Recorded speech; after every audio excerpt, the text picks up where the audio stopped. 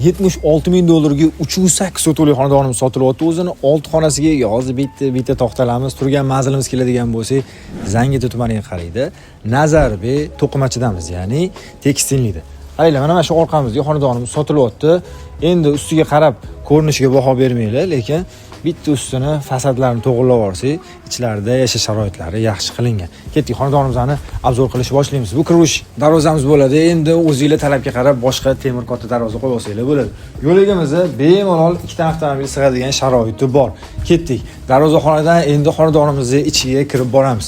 Ko'rishinglar mumkin, mana shunaqa preobraznik qilib binolarimiz tushirilgan. O'zini tayyor yashashga ega mana bitta katta zal, kattalar yotoqxonasi, o'rtasida sanuzuli bilan birga va qo'li qismiga qaytadigan bo'lsak, bu yoqdan qishki oshxona, yozgi oshxona alohida qilingan. Ko'rasizlar, tepalari ham navis qilib chiroyli qilib qo'yilgan. Eng zo'r tarafini aytmayman. Bu yoq tarafda ko'cha ko'rdinglar, orqa tarafi ham ko'cha. Ya'ni ikkita taraf ko'cha bo'lsa, xonadonimizda juda ham yaxshi havo aylanadi.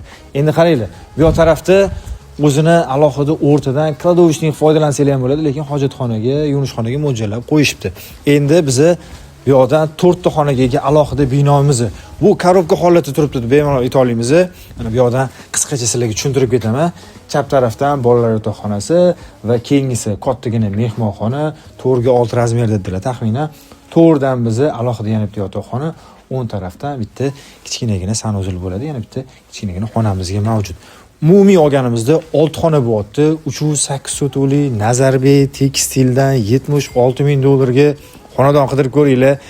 2 xona 3 xona xonadoninglarni sotib turib bemalol toza havosi boy joylarga kelib yashasanglar, bunga yetadigani yo'q. Bu rostli o'zini qo'lida mana shunaqa agarotlar ham mavjud. Mevali daraxt bitta ekilgan ekan, endi o'zingizlar talabga qarab ekaverasizlar. Gaz, suv, svetdan muammo yo'q. O'ra ham alohida qazib olib chiqqan ekanlar, ikkita qilib kelib yana o'zingizlar ko'rib olasizlar.